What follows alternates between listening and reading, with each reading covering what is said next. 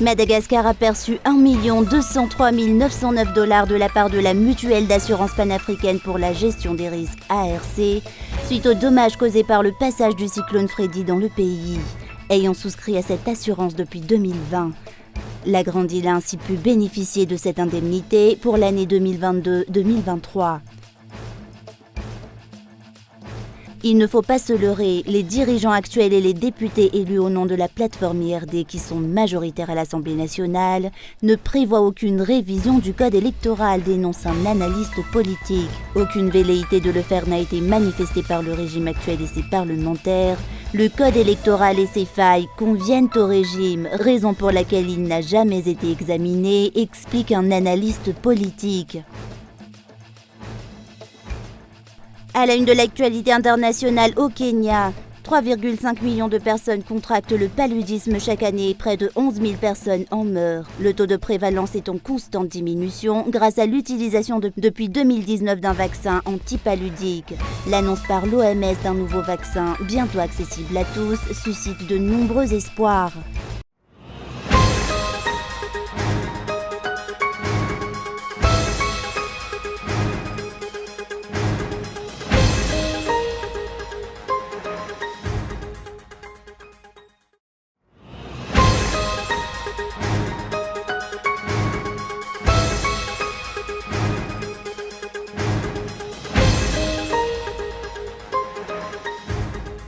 Madagascar a perçu 1 203 909 $ de la part de la mutuelle d'assurance panafricaine pour la gestion des risques ARC, suite aux dommages causés par le passage du cyclone Freddy dans le pays. Ayant souscrit à cette assurance depuis 2020 et payant régulièrement des frais d'assurance à travers la Banque africaine de développement, la Grande Île a ainsi pu bénéficier de cette indemnité pour l'année 2022-2023. La remise officielle de cette somme a été effectuée ce jour.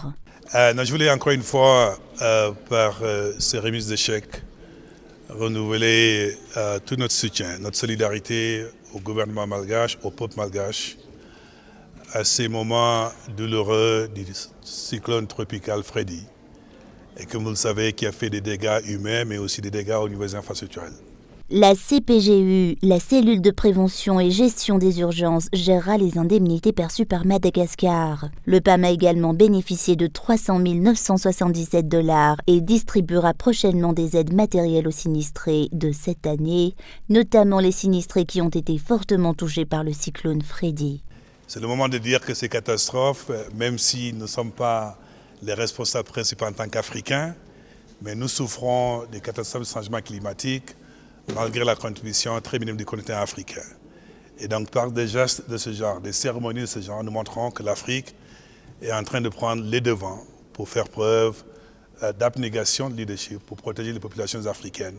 Madagascar a perçu des indemnités relatives à sa souscription à cette mutuelle d'assurance panafricaine depuis 2020. Une réunion se tiendra demain en vue d'instaurer une structure et un programme d'action visant à aider et à soutenir les régions les plus touchées par le cyclone Freddy, dont Mananzar et la région Vatvavi.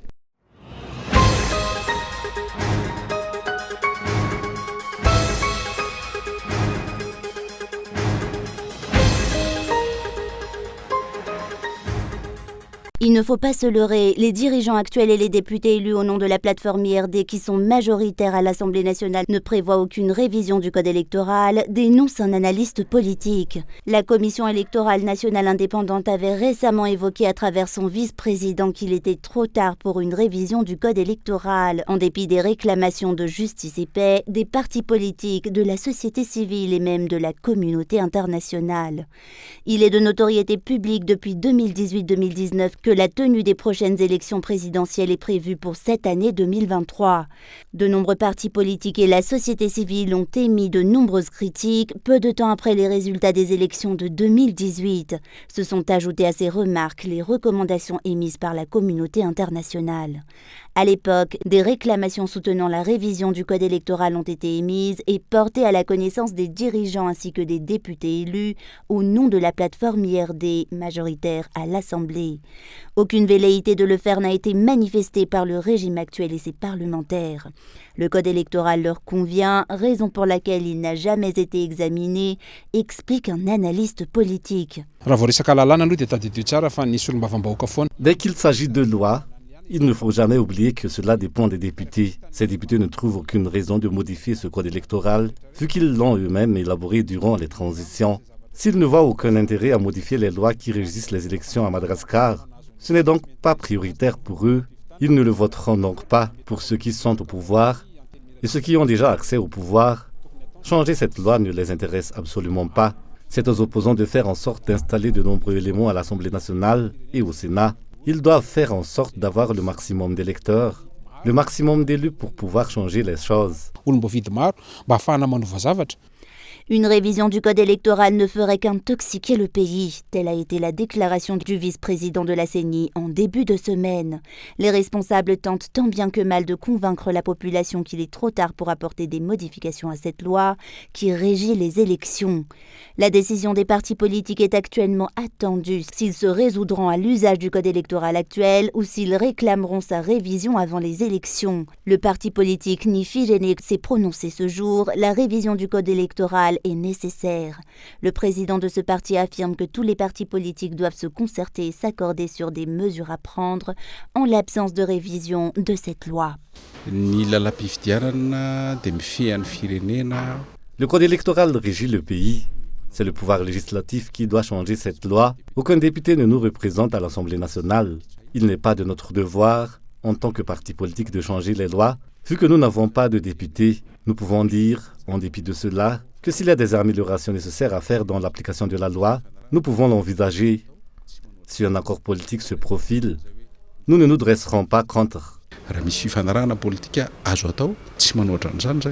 Le code électoral actuellement en vigueur présente de nombreuses failles, dénonce la société civile. Il est encore possible d'apporter des améliorations au code électoral et tous les articles y afférents, si l'on ne parle que de l'instauration de la transparence des financements de chaque candidat, du suivi et du contrôle de ses finances. Cela doit être clairement établi. Il est aussi faisable de limiter le budget électoral durant l'année électorale afin de contrôler les risques de corruption générés par les élections et les élus lorsque ces derniers disposent de trop d'argent durant les propagandes. Les chefs religieux, Justice et Paix, les plateformes politiques, les partis politiques et la société civile ont tous déjà réclamé une révision du code électoral, et cela depuis des mois. La suite de ces réclamations après la seconde session ordinaire de l'Assemblée nationale qui commencera dans quelques jours est attendue.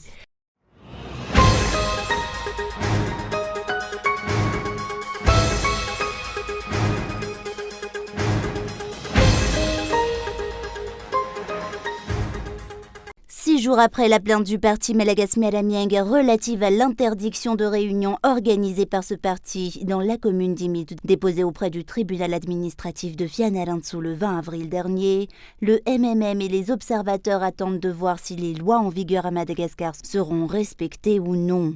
À noter que le chef de district de Fingine avait notifié mercredi dernier que l'événement organisé par le parti Malagasy Malamieng ne bénéficiera pas d'une autorisation dans la commune d'Imit, suivant la note publiée par le ministère de l'Intérieur interdisant les rassemblements sur les places publiques. La décision du chef de ce district est contraire à la loi, a dénoncé ce parti politique, d'où les procédures de contestation qu'il a entamées jeudi dernier. La requête déposée au tribunal administratif de Fianarantsoa porte sur l'annulation de l'interdiction émise par le chef de district, vu que cette interdiction s'est basée sur la note du ministère de l'Intérieur, qui est visiblement anticonstitutionnelle. La procédure que nous avons adoptée est ce qu'on appelle l'exception d'inconstitutionnalité. Elle est mentionnée dans la Constitution et mentionne que dans la mesure où plainte est déposée au tribunal et qu'un des protagonistes de l'exception d'inconstitutionnalité, le juge en charge du dossier a pour devoir de transmettre cette affaire à la Haute Cour constitutionnelle pour que la HCC puisse déterminer si la loi utilisée pour délivrer la note respecte ou non la Constitution.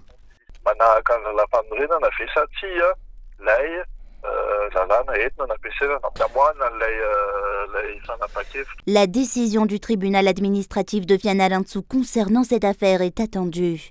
La question se pose de savoir si ce tribunal respectera les textes de la Constitution malgache, dont l'article 118 et transmettra ce dossier à la Haute Cour constitutionnelle. Pour ce type de dossier, conformément à la loi en vigueur, seule la Haute Cour constitutionnelle est apte à trancher sur la constitutionnalité ou non de la note et de la déclaration du ministre de l'Intérieur limitant les rassemblements à Madagascar.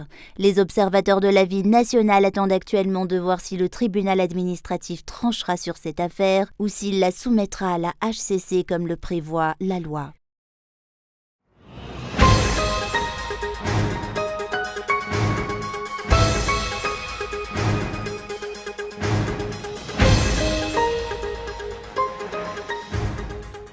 La première session ordinaire du Parlement s'ouvrira ce mardi 2 mai pour une durée de 60 jours. Au-delà des différentes propositions de loi, 3 points essentiels doivent être discutés au cours de cette session ordinaire. La loi des finances rectificatives 2023, les lois électorales et la motion de censure antérieurement déposée par les députés. L'organisation de l'élection présidentielle est tributaire de la révision du budget alloué à la CENI et constituera un point essentiel à discuter lors de cette session selon les députés. Le budget alloué à la présidence de la République doit être réduit pour être affecté à l'organisation de l'élection, d'après le député Dantsimjan.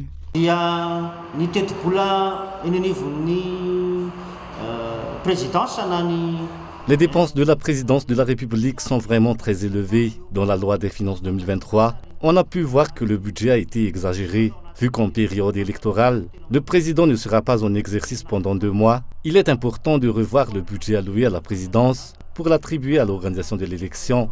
La présidence a un budget de 1000 milliards. Cela veut dire que si nous avons une réelle volonté politique d'organiser l'élection, nous disposons de suffisamment d'argent sans toujours attendre de financement extérieur. Les députés craignent qu'une partie des séances plénières du Parlement se fasse cette fois-ci par visioconférence en raison de la crainte qu'a le pouvoir exécutif envers le pouvoir législatif. Nous sommes surpris de voir que le département informatique de l'Assemblée nationale réactive les vidéoconférences des députés à l'heure actuelle. Y a-t-il un risque pour que le face-à-face gouvernement et députés ne se fasse pas concrètement ? On a l'impression qu'au niveau de l'Assemblée nationale, on prépare la tenue de visioconférence. Vu qu'il n'y a pas de maladie dans le pays à l'heure actuelle, le face-à-face gouvernement et députés doit pourtant avoir lieu. Les partis politiques attendent de cette session une révision du code électoral. Les partis politiques, aussi bien que l'association Justice et Paix, la société civile et les organisations internationales ont déjà appelé à la révision du code électoral.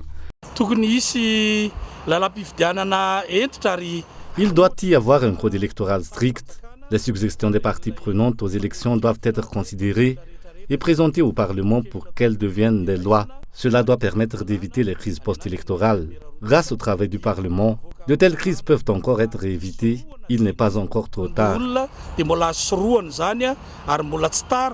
La poursuite ou non des responsables étatiques, auteurs de corruption et de détournement de fonds doit aussi figurer à l'ordre du jour de cette session. Les députés ne peuvent se prononcer sur ce point qu'en séance plénière. Cette session ordinaire du Parlement promet en tout cas d'être rouleuse et les yeux des observateurs politiques y seront rivés à partir de ce mardi.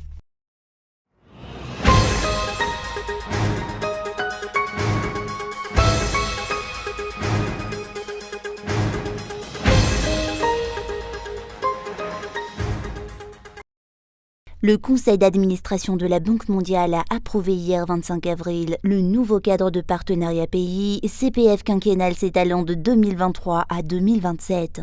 Ce nouveau cadre vise à accroître et à soutenir la croissance de Madagascar. Dans un communiqué, le groupe de la Banque mondiale indique avoir dressé le bilan de ses expériences passées et des leçons apprises à Madagascar. Le nouveau cadre de partenariat porte sur 3 résultats de haut niveau, dont l'amélioration des opportunités d'emploi, l'amélioration du capital humain et le renforcement de la résilience au choc. Ce cadre propose une approche intégrée des voies de réduction de la pauvreté qui combine la promotion de la croissance économique et la transformation économique globale, la création d'opportunités pour le plus grand nombre nombre possible de pauvres et le ciblage des ultra-pauvres qui n'ont pas la capacité de répondre aux mesures d'incitation. Le nouveau cadre de partenariat pays se concentrera sur 2 secteurs majeurs, l'énergie et les télécommunications.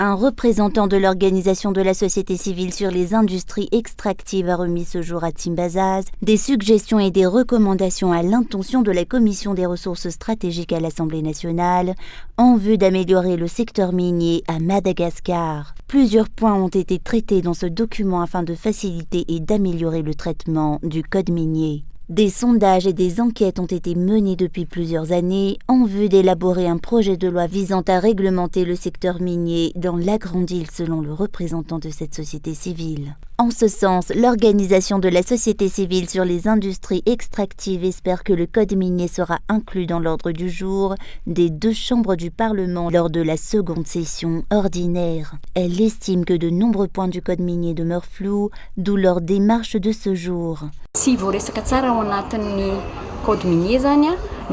La répartition des droits et taxes spéciaux sur les produits miniers n'est pas bien définie dans le code minier. Les taxes prélevées sur les ressources minières ont certes été augmentées à 5%.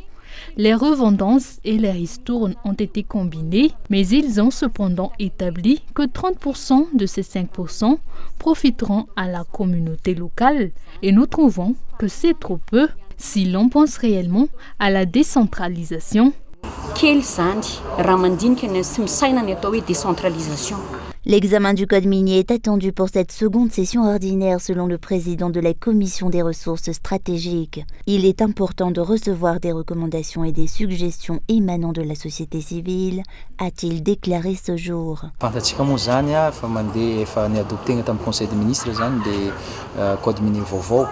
Nous savons déjà que le nouveau code minier a été adopté en Conseil des ministres. Il est ainsi évident que ce projet de loi sera examiné lors de la prochaine session ordinaire qui commencera le 2 mai prochain. Comme vous avez pu le constater depuis toujours, je lance toujours un appel à tous les acteurs et ceux concernés par ce projet de loi. Dès que ce projet de loi arrivera, chacun sera satisfait. Je recevrai tout le monde, que ce soit les opérateurs, la société civile et tous ceux qui œuvrent dans le secteur minier. La société civile a déjà répondu à cet appel. Ainsi, nous pouvons déjà constater que tous les acteurs de l'exploitation minière prendront leurs responsabilités. Le code minier n'a néanmoins pas encore été déposé ici, à l'Assemblée nationale. Notre rentrée se tiendra le 2 mai.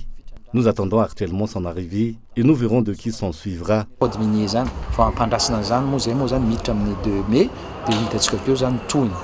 Pour les observateurs de la vie nationale et de nombreux citoyens interrogés à ce propos, le suivi de près et le contrôle des sociétés d'exploitation minière est impératif. Elles doivent respecter la loi et les cahiers des charges pour prévoir et prévenir les abus sur la surexploitation des ressources du pays. L'élaboration des sanctions relatives aux infractions commises par ces sociétés est aussi attendue lors de l'élaboration du nouveau code minier à Madagascar.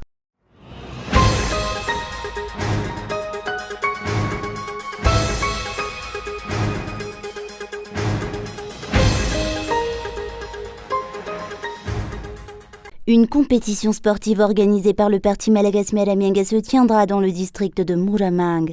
Un événement visant à tenir les jeunes malgaches loin de la drogue et de l'alcool qui a pu être organisé à travers les interventions du conseiller technique, sénateur de Madagascar élu au nom du parti MMM dans la région de Tomasne. Un événement sportif qui verra la participation de 7 communes qui composent le district de Muramang. Le parti Malagasy Miaramianga ne s'est jamais limité à la politique. Il se concentre particulièrement sur l'éducation et la protection de la jeunesse malgache.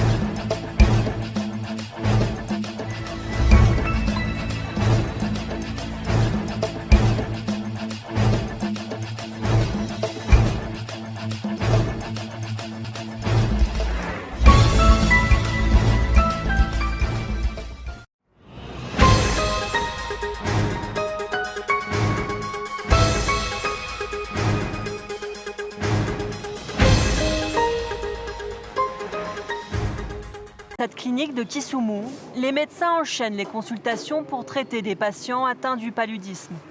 Au Kenya, 3,5 millions de personnes contractent chaque année la maladie. Le paludisme est devenu un gros problème dans notre famille. Moi, par exemple, j'ai été testée positive et j'ai été malade toute la semaine dernière. Je prie pour que les chercheurs trouvent une solution, car nous perdons beaucoup d'enfants. Entre 2019 et 2021, le Kenya a testé un vaccin antipaludique. Plus d'1 million de doses ont été administrées aux enfants de moins de 5 ans dans les régions endémiques, à l'ouest du pays. L'enfant doit continuer à dormir sous une moustiquaire traitée. Être vacciné ne signifie pas que l'enfant ne peut pas contracter le paludisme, il en réduit juste les risques. Les dernières études montrent que la prévalence dans la région a fortement diminué, passant de 27 à 19% entre 2015 et 2020. Face à ce succès, le ministre de la Santé a annoncé en mars étendre la couverture du vaccin. Il y a un changement indéniable depuis que nous avons commencé à donner le RTS.S aux enfants de moins de 6 mois. Les hospitalisations sont réduites et la mortalité des enfants de moins de 5 ans a également diminué. Au moins 28 pays d'Afrique prévoient de le déployer dans le futur. Toujours en phase d'étude, un deuxième vaccin pourrait aussi être approuvé prochainement par l'Organisation mondiale de la santé. Tout le monde se réjouit de disposer d'un outil supplémentaire pour lutter contre le paludisme. L'OMS travaille en étroite collaboration avec les concepteurs de ce vaccin pour recueillir des données essentielles. Les études préliminaires montrent que le vaccin R21 est efficace à 75%. Les résultats des tests conduits au Kenya n'ont pas encore été publiés. Le Ghana vient d'autoriser son utilisation pour les enfants de 5 à 36 mois.